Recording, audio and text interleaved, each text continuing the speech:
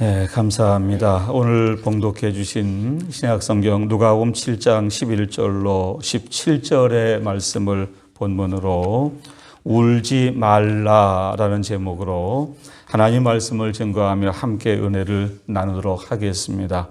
오늘은 2020년도 부활주일입니다.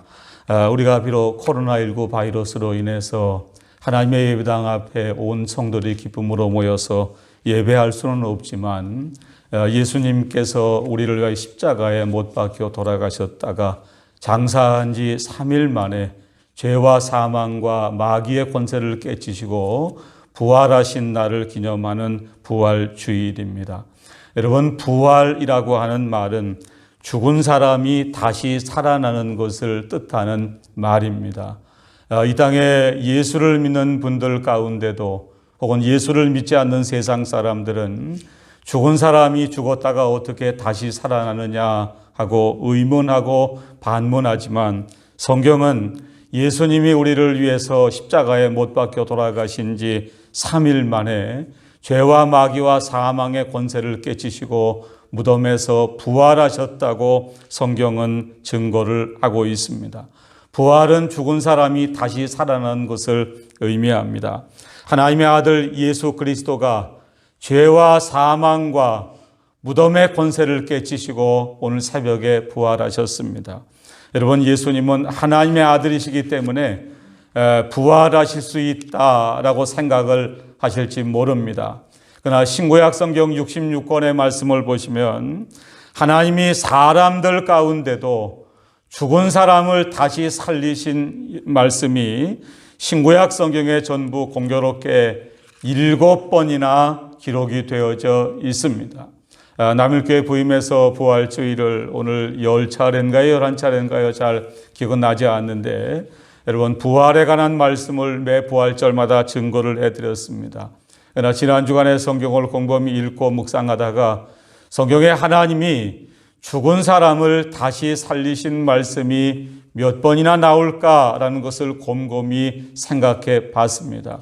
물론 예수님이 부활하실 때 무덤이 터지고 많은 사람이 부활했다라는 말씀이 나오는데 여러분, 그 말씀을 제외하고도 성경에는 하나님의 은혜와 능력으로 죽은 사람이 다시 살아난, 하나님이 죽은 사람을 다시 살리신 부활에 대한 말씀이 신구약 성경 66권의 말씀에 전부 7번이나 기록이 되어져 있습니다. 성경의 7이라고 하는 숫자는 하나님의 만수라고 자주 말씀을 드렸습니다. 여러분, 짧은 시간에 이 7번의 말씀을 다 말씀드릴 수는 없지만 간략하게 먼저 말씀을 드리고 오늘 봉독해드린 누가복음 7장 11절로 17절에 울지 말라라는 제목의 말씀을 이어서 증거해드리도록 하겠습니다. 여러분, 구약 성경을 보시면 공교롭게 열왕기 상과 열왕기 하에 하나님의 선지자였던 엘리야가 열왕기상 17장에는 사르밧 과부의 아들을 다시 살리신 내용의 말씀이 기록이 되어져 있습니다. 그리고 이어지는 열왕기하 4장 32절로 47절의 말씀에는 엘리야를 이어받았던 또 다른 하나님의 종인 엘리사가 이번에는 수넴 여인의 아들을 다시 살린 이런 내용의 말씀이 기록이 되어져 있습니다. 열왕기상 17장과 열왕기하 4장에 하나님의 선지자였던 엘리야와 엘리사가 사르밧 과부의 아들과 수넴 여인의 아들을 다시 살렸습니다. 여러분, 신약 성경에는 사도행전 9장에 베드로가 요바에서 유명한 다비다라고 하는 여제자를 다시 살렸다라는 내용의 말씀이 기록되어져 있습니다. 베드로는 우리가 유대인의 사도라고 하면 이방인의 사도는 사도 바울입니다. 사도행 20장 7절로 12절 말씀을 보시면 사도 바울이 드로아에서 밤새도록 하나님 말씀을 강론할 때 여러분, 유두고가 걸터 앉아 있다가 난간에 떨어져 죽는 사건이 벌어집니다. 그때 하나님은 하나님의 종이었던 사도 바울을 통해서 죽은 유두고를 다시 살려내셨습니다. 여러분, 성경에 하나님이 죽은 사람을 다시 살리신 내용의 말씀이 전부 몇 번이 기록되어 있다고 말씀을 드렸죠? 7번이 기록되어 있다고 말씀을 드렸습니다. 구약성경 열왕기상, 열왕기하에 2번, 그리고 사도행전 9장과 사도행전 20장에 베드로와 사도 바울을 통해서 2번. 자, 그럼 이제 몇 번이 남았나요? 이제 3번이 남았습니다. 여러분, 이 3번은 마태, 마가, 누가복음, 요한복음이라고 하는 4복음서에 하나님의 아들이신 예수님께서 죽은 사람을 살린 내용의 말씀이 기록이 되어져 있습니다.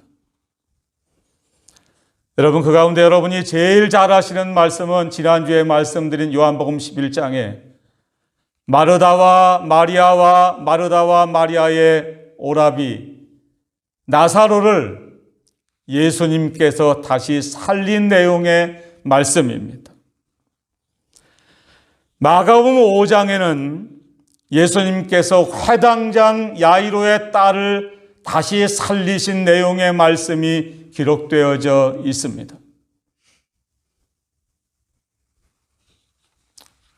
구약 성경에 2번, 사도행전에 2번, 그리고 사복음서에 예수님이 죽은 사람을 살리신 내용의 말씀이 3번.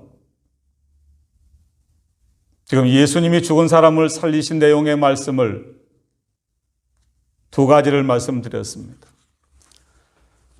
또 한 가지는 오늘 바로 본문의 말씀입니다.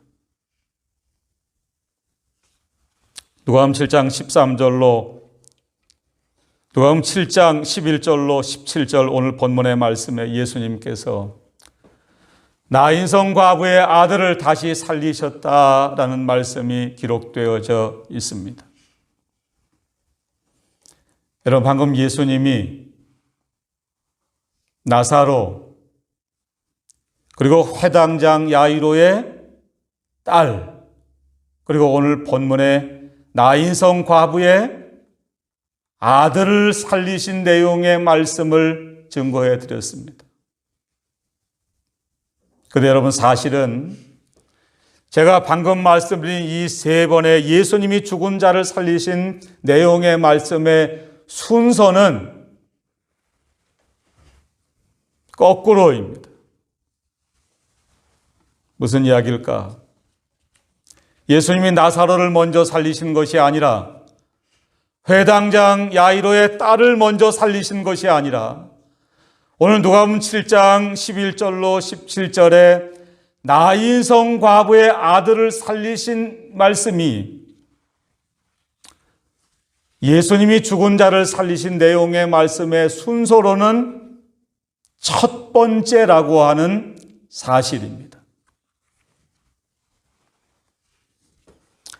이제 오늘 본문의 말씀을 우리가 하나하나 살펴보면서 하나님이 이 시간 우리 모두에게 들려주시는 하나님의 말씀을 우리가 함께 듣도록 하겠습니다. 여러분, 첫 번째는 오늘 11절로 12절의 말씀을 보시면 나인성 과부의 아들이 죽었습니다.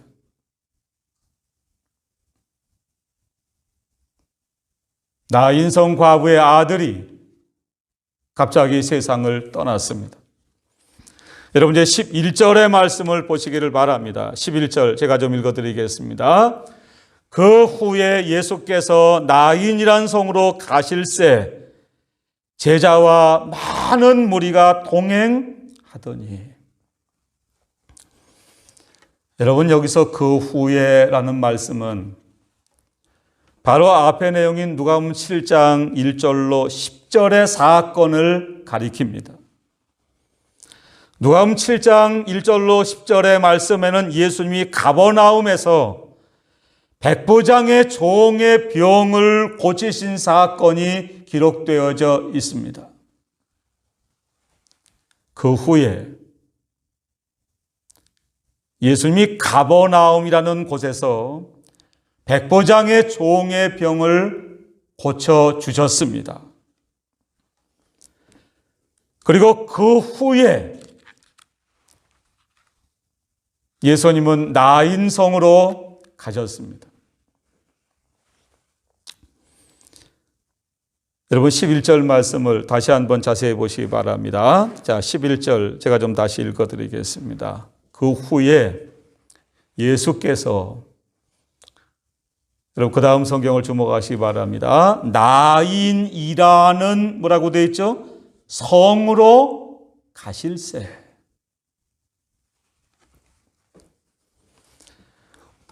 우리가 보통 나인성이라고 부르지만 성경은 나인이라는 성으로 가셨다라고 말씀을 하고 있습니다. 여러분, 나인성이라는 말과 나인이라는 성이라고 하는 말은 얼핏 생각하면 같은 것 같지만 굉장히 다른 의미를 가지고 있는 말입니다.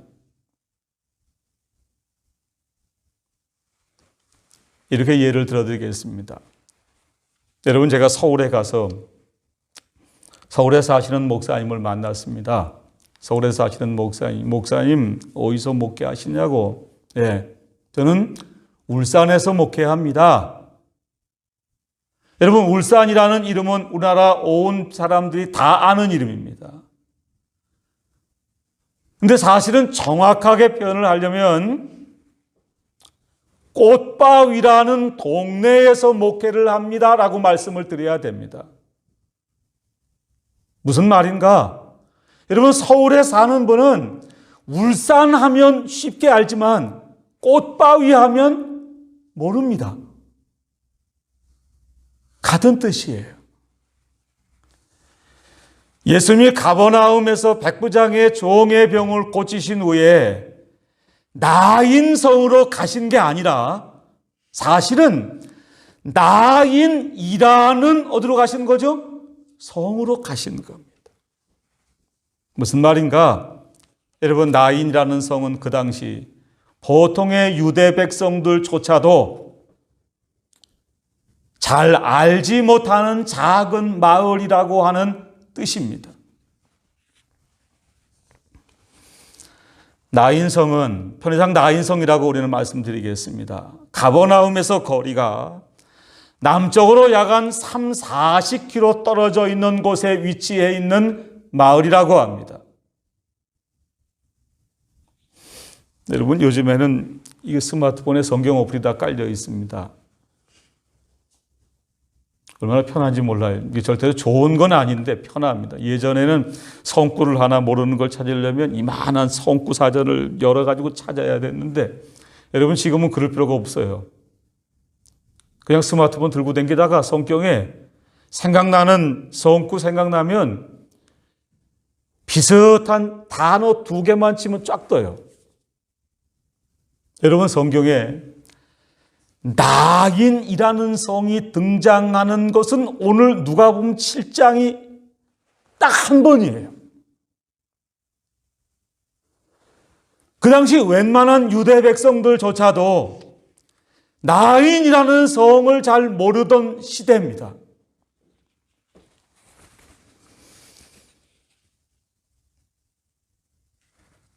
여러분, 나인성은 그 당시 인구가 약 한 200명 정도 되는 작은 마을이었다고 그래요.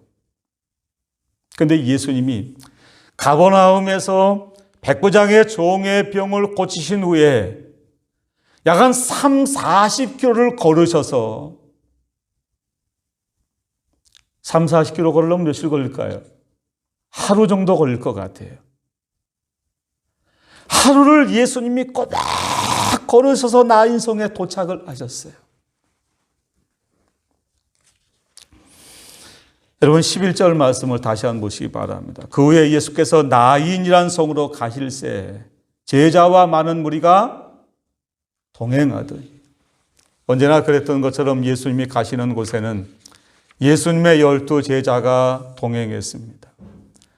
그리고 예수님의 12 제자 외에도 오늘 누가복음 7장 11절은 많은 무리가 동행했다고 말씀을 기록하고 있습니다. 여러분 아마 예수님의 12 제자들조차도 많은 무리조차도 예수님을 따라가면서 예수님이 생전 듣도 보도 못한 이 작은 마을에 왜 가시는가를 알지 못했을 것이라고 저는 생각을 합니다.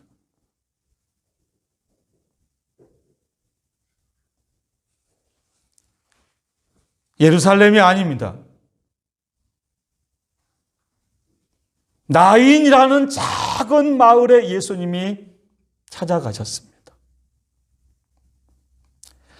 왜 예수님이 가버나움에서 백부장의 종의 병을 고치시고 하루 길을 꼬박 걸으셔서 남쪽 3, 40km나 떨어져 있는 작은 마을 나인이라는 성에 가셨을까?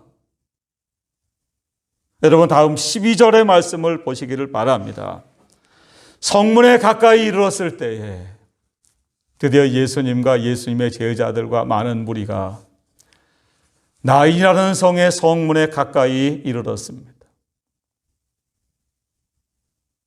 여러분 12절을 계속 보시면 사람들이 한 죽은 자를 메고 나오니 이런 한 어머니의 독자요 그의 어머니는 과부라 그 성에 많은 사람도 그와 함께 나오거늘. 예수님과 예수님의 제자들과 많은 무리가 성문에 가까이 이르렀을 때 여러분 반대편에서 또 다른 무리의 행렬이 성문 밖으로 나오는 것을 목격했습니다. 사람들이 한 죽은 자를 메고 나오니 여러분 한마디로 말씀드리면 장례식이 하나 벌어졌습니다.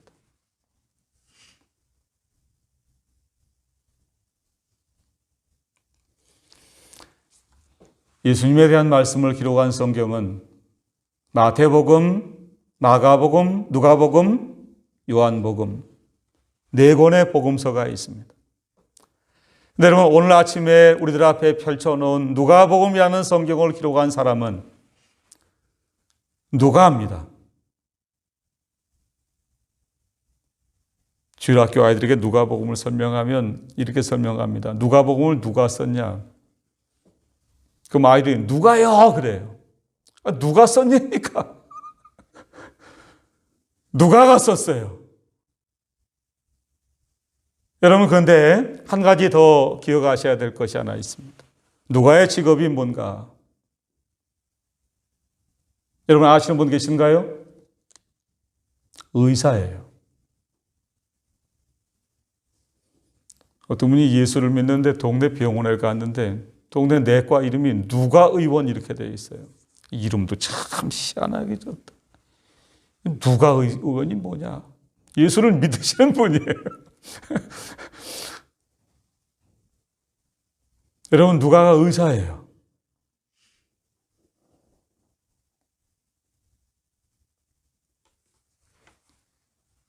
아주 오래전에 저희 어머니가 세상을 떠나셨을 때 여러분 집에서 세상을 떠나셨습니다.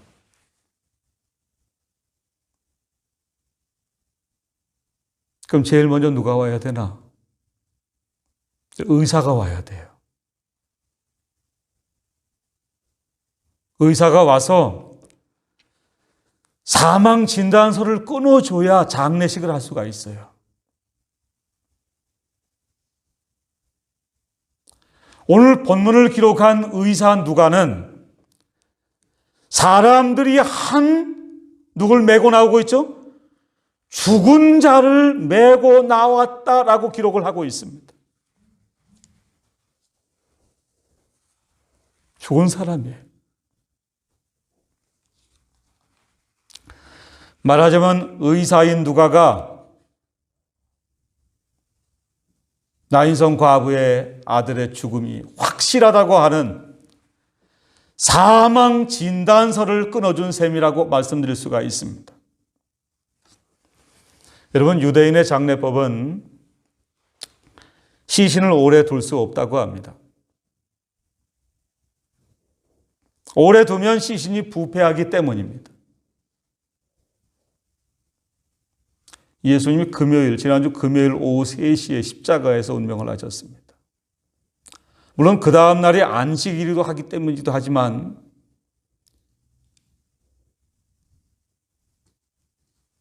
오후 6시 전에 예수님의 시신을 장례했습니다. 아마 이날도 나인이라는 성의 과부의 아들이 갑자기 세상을 떠났습니다. 성경은 그가 왜 죽었는지 어떤 병으로 죽었는지에 대해서는 기록을 하지 않기 때문에 우리가 알 수가 없습니다.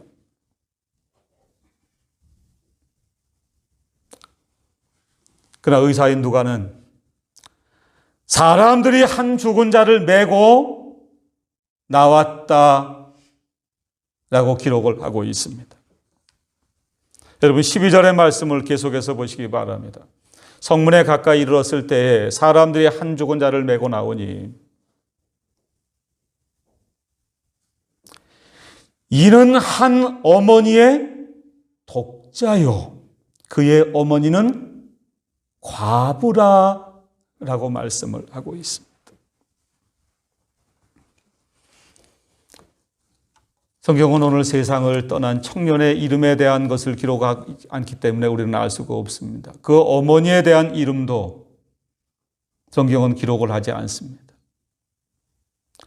근데 누가를 통해서 오늘 갑자기 세상을 떠난 이 청년에 대한 신분을 의사한 누가는 이런 한 어머니의 독자라고 밝히고 있습니다. 독자. 여러분 독자 아시죠? 하나밖에 없는 아들이라는 뜻입니다. 그리고 누가는 이어지는 누가복음 7장 12절에 이는 한 어머니의 독자요 그의 어머니는 과부라라고 밝히고 있습니다. 어느 날 갑자기 사랑하는 아들 독자를 잃었습니다. 근데 누가는 그 어머니는 남편을 이미 떠내보낸 여인이라고 말씀을 하고 있습니다.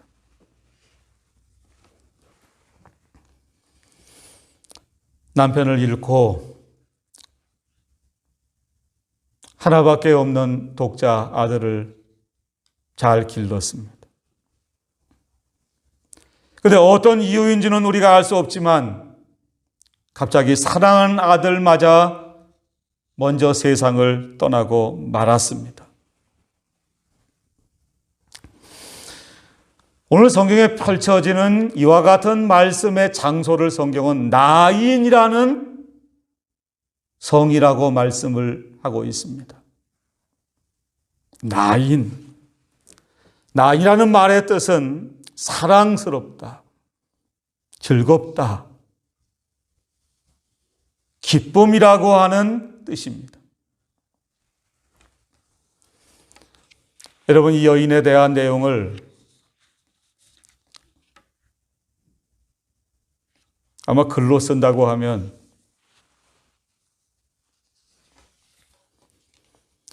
오늘날 이 여인은 자신이 사랑하는 남자를 만났습니다. 결혼을 했습니다. 그리고 어느 날 아들을 낳았습니다. 나인이라는 단어의 뜻처럼 사랑하며 즐겁고 기쁘게 살았습니다. 그런데 그만 뜻하지 않게 남편을 먼저 잃고 말았습니다. 여러분 지금은 그래도 우리나라 굉장한 나라예요.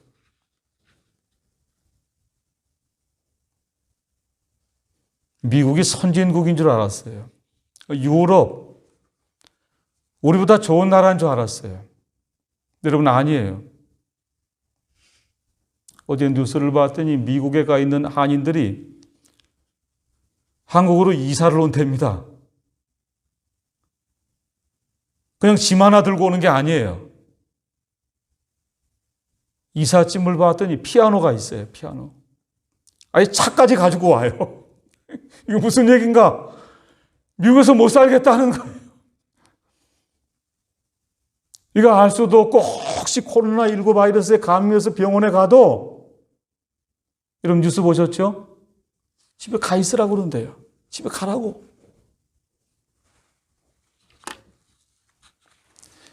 여러분, 우리나라 복지 정책이 잘 돼 있습니다.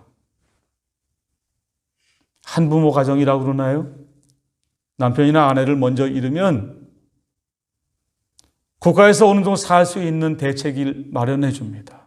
여러분, 그러나 아무리 국가에서 살 수 있는 복지 정책을 마련해 줘도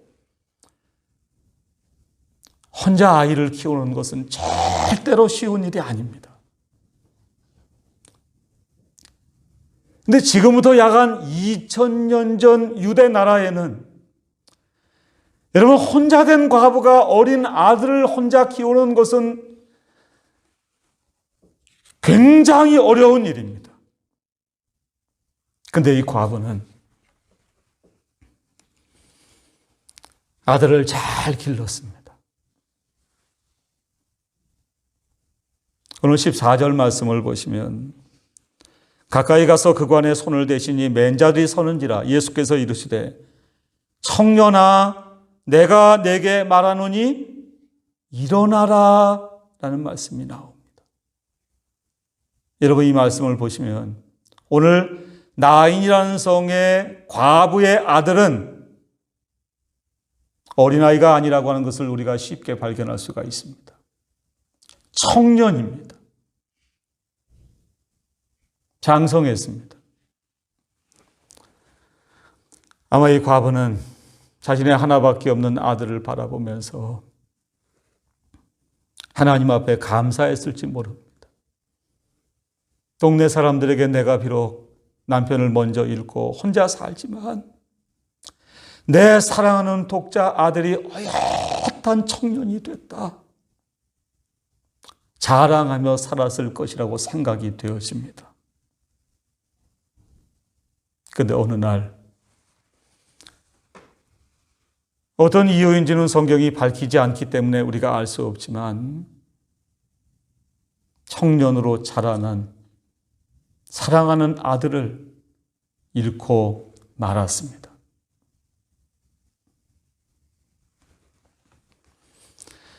여러분아, 주변의 많은 사람들은 겉으로는 이 여인을 위로하면서도 뒤로는 이 여인을 비난하고 조롱했을지도 모르겠습니다.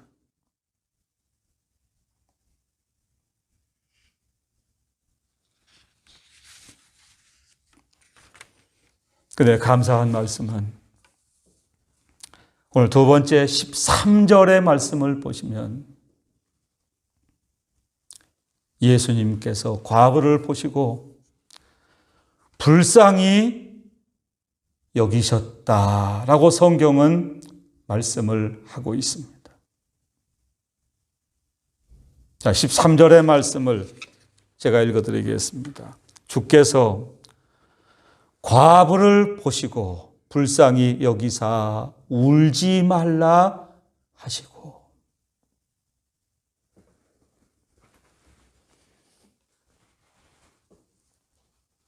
우리가 평소에는 성경책을 보신다고 설교자 집중을 잘 못하시는데 아마 댁에서 보시는 분들은 설교자 집중을 안 해도 안 할 수 없을 것 같아요. 큰 텔레비를 연결해서 보시든지 아니면 작은 핸드폰을 보시든지.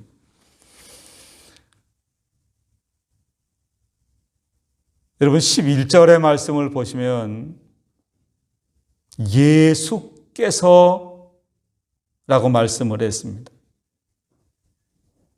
11절 예수께서. 근데 갑자기 13절에는 주어가 바뀝니다. 뭐라고 바뀌었죠? 주께서 라는 말로 바뀌었습니다. 같은 말이지만 누가복음을 기록한 누가는 예수님이 죽음을 다스리시는 권세가 있는 생명의 주님이다 라는 의미를 강조하기 위해서 주께서 과부를 보시고 불쌍히 여기셨다 라고 기록을 하고 있습니다. 주께서 과부를 보시고 불쌍히 여기사. 여러분, 예수님이 과부를 보셨습니다.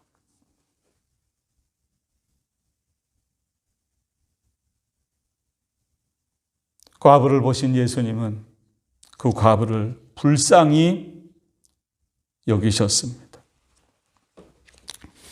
누가복음 7장 13절에 불쌍히 여기셨다라는 말씀을 헬라어는 스플랑코 니조마이라는 단어입니다.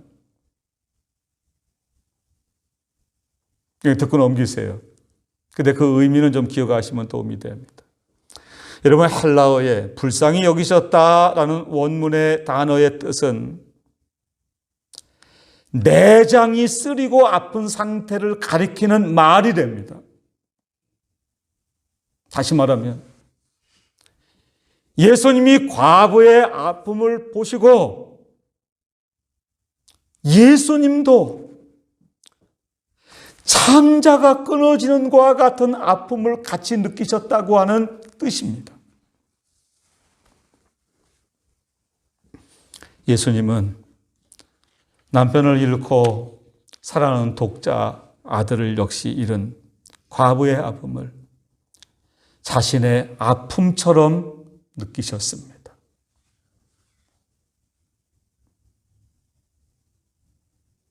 여러분은 예수님이 과부의 아픔을 왜 자신의 아픔처럼 느끼셨다고 생각을 하십니까?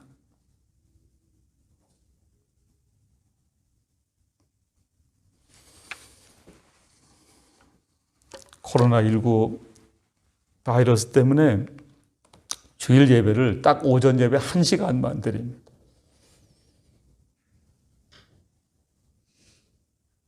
오후 예배 없고, 그리고 새벽 예배도 요새는 없어요. 그리고 주일 오후 예배를 수요일 저녁에 1시간 더 생각합니다. 무슨 얘기일까? 시간이 많아요. 똑같은 1시간 설교를 해도 여러분, 설교를 준비할 수 있는 시간이 점점 길어져요. 많아져요. 감사한 일입니다. 전에는 이 본문을 말씀드리면서 미처 깨닫지 못한 게 이번 하나 깨달아졌어요. 예수님이 왜 하나밖에 없는 독자 아들을 잃어버린 이 여인의 아픔을 자신의 아픔처럼 받아들였을까?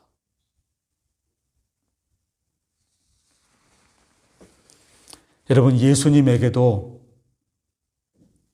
어머니가 계세요.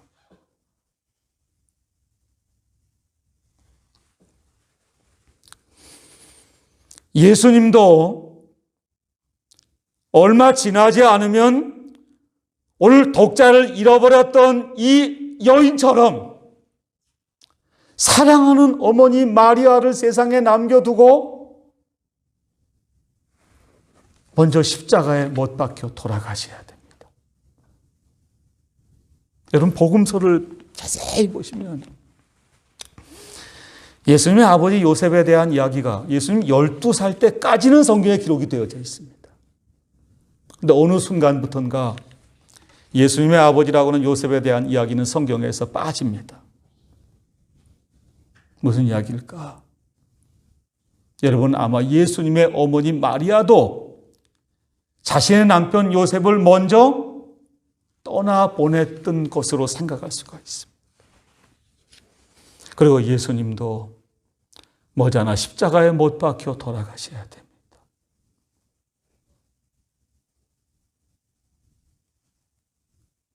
예수님은 아마 이러한 슬픔과 아픔을 오늘 누가복음 7장 11절로 10절에 나인이라는 성에 하나밖에 없는 독자 아들을 잃어버린 이 여인의 아픔을 통해서 어머니 마리아의 아픔을 동시에 느꼈을 줄도 모르겠다라고 저는 생각을 했습니다.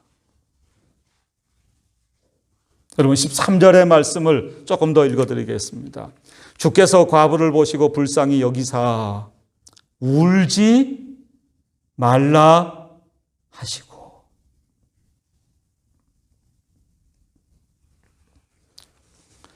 오늘 본문인 누가복음 7장 11절로 11절에 예수님이 하신 말씀은 딱 두 가지입니다. 그 첫 번째 말씀이 바로 울지 말라라는 말씀입니다. 우리나라도 마찬가지지만 여러분 유대인은 사람이 세상을 떠나면 크리아라고 부르는 애곡을 하는 의식이 있다고 합니다. 사람들에게 비슷하죠. 우리도 사람이 떠나면 뭘 하죠? 곡을 한다고 그러죠. 여러분 곡을 하는 이유 아시나요?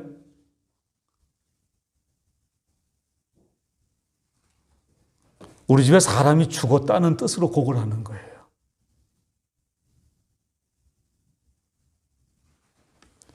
근데 헬라어에 운다는 단어가 두 가지가 있답니다. 하나는 우는데 크게 소리를 내서 울부짖는 울음이 하나 있대요. 헬라어 단어는 말씀을 안 드리겠습니다. 헬라어의 또 다른 단어는 울기는 우는데 소리 없이 눈물을 흘리며 우는 울음이 있답니다. 근데 오늘 본문에 예수님이 이 여인에게 울지 말아라 라고 할 때 사용한 이 운다는 단어는 첫 번째 단어예요. 무슨 이야기일까? 이 여인이 크게 울고 있다는 거예요. 다시 말하면 울부짖는다는 거예요. 그때 예수님은 이 여인을 향하여 울지 말라라고 말씀을 하셨습니다. 여러분 예수님의 말씀에 울지 말라는 말씀은 현재 명령법으로 기록이 되어 있다고 합니다. 울지 마. 여러분 전 세계가 코로나19 바이러스로 인해서 혼돈 속에 우리는 오늘 부활절 아침을 맞이했습니다. 어제 4월 11일 기준으로 우리나라 사망자의 숫자가 211명을 넘었다고 들었습니다. 여러분 전 세계적으로 사망자가 10만 명을 넘었다고 들었습니다. 저는 그 많은 사람들이 물론 형편과 처지는 조금 다를지 모르지만 오늘 본문의 나인성의 과거와 같은 심정이 아닐까라고 저는 생각을 했습니다.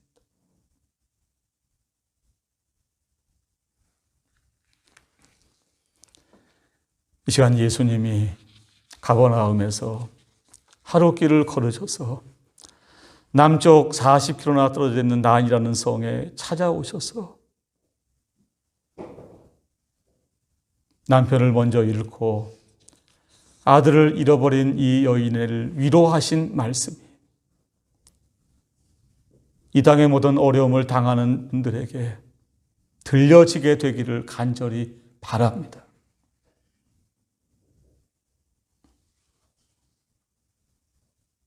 내일은 아니니까 여러분 아닙니다. 우리나라 질병관리본부장 정홍균 본부장님이 여러분 어려운 가운데도 맡은 바 임무를 잘하고 계신데 그분이 하루에 한 번, 이틀에 한 번 나와서 발표를 할 때 그분이 전날의 확진자 숫자와 사망자 숫자를 발표합니다. 관심 있게 보신 분 계신가요? 여러분 그분이 사망자 숫자를 발표하고 이어서 확진자 숫자를 발표하는 게 아닙니다. 꼭 사망자 숫자를 발표한 후에 유족들을 위로하고 먼저 세상 떠난 분들에게 조의를 표하는 이런 인사를 그분이 꼭 빠지지 않고 하는 모습을 제가 봤습니다. 우리 주변에 어려움을 당하는 이웃들에게 예수님이 찾아가셔서 울지 말라 하고 위로하시고 용기를 주시고 힘을 내라고 격려하신 것처럼 우리 모두가 우리 주변에 어려움 당하는 이웃들을 위해서 여러분 기도하시고 예수님처럼 울지 말아라. 힘을 내세요. 용기를 내세요. 격려하고 위로할 수 있는 저와 여러분들 다 되시기를 간절히 바랍니다. 오늘 마지막으로 14절로 17절 말씀에 예수님은 죽은 청년을 다시 살려주셨습니다. 여러분 14절의 말씀을 제가 읽어드리겠습니다. 가까이 가서 그관에 손을 대시니 맨 자들이 서는지라. 예수께서 이르시되 청년아 내가 내게 말하노니 일어나라 하시매. 예수님이 가까이 가셨습니다. 그리고 17절에는 그 관에 손을 대셨다라고 성경은 말씀을 하고 있습니다. 여러분 유대인들은 두 가지 손을 대지 못하는 것이 있답니다. 하나는 뭘까? 나병 환자예요. 나병 환자의 몸에는 절대로 손을 댈 수가 없답니다. 또 하나는 죽은 사람의 시신에는 손을 댈 수 없습니다. 그런데 예수님은 관에 손을 대셨습니다. 그리고 예수님께서 14절 말씀에 청년아 내가 내게 말하노니 일어나라 라고 말씀을 하셨습니다. 여러분 예수님이 청년아 내가 내게 말하노니 일어나라 라고 말씀하실 때 다음 15절 말씀을 보시면 죽었던 자가 일어나 앉고 말도 하거늘 예수께서 그를 어머니에게 주셨다라고 성경은 말씀을 하고 있습니다.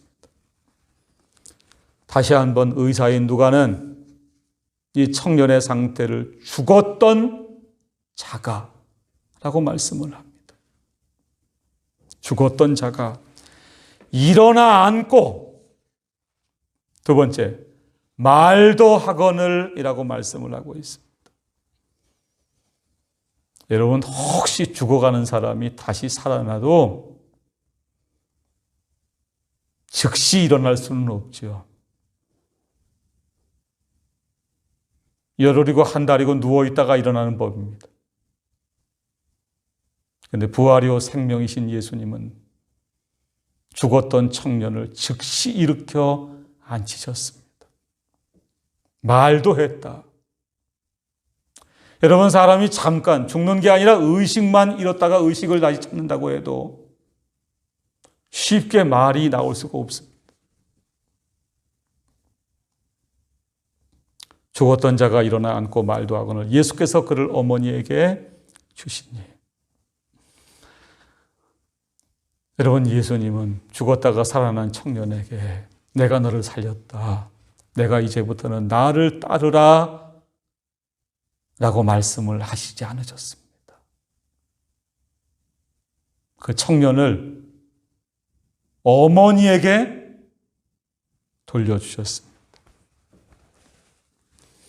아마 예수님께서 청년에게 오늘 본문에 구체적인 말씀은 없지만 내 어머니를 잘 모셔라 라고 당부를 하셨을지도 모르겠습니다. 예수님은 앞으로 이 과부와 죽었다가 다시 살아난 청년이 더 이상 슬픔과 고통이 없이 나인이라는 성의 글자의 뜻대로 서로 사랑하고 기쁘고 행복하게 살기를 원하셨습니다. 오늘 말씀을 마치도록 하겠습니다. 오늘 예수님은 남편을 잃고 사랑하는 독자마저 뜻하지 않게 잃어버린 여인에게 찾아오셨습니다.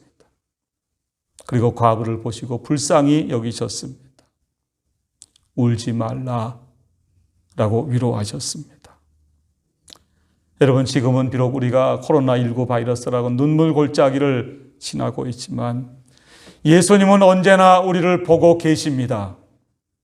우리를 불쌍히 여기시고 이 여인에게 가버나움에서 40km를 걸으셔서 하루 길을 걸어서 찾아오신 것처럼 이 시간 어려움을 당하는 우리 모두에게 찾아오실 줄로 믿습니다. 울지 말아라 라고 위로하시는 예수님의 위로의 말씀이 여러분 모두에게 들려지시기를 바랍니다. 가까이 가서 관에 손을 대신 예수님께서 우리 모두에게 찾아오시고 우리 한 사람 한 사람에게 손을 대실 때 청년아 내가 내게 말하노니 다시 일어나라 라고 말씀하신 것처럼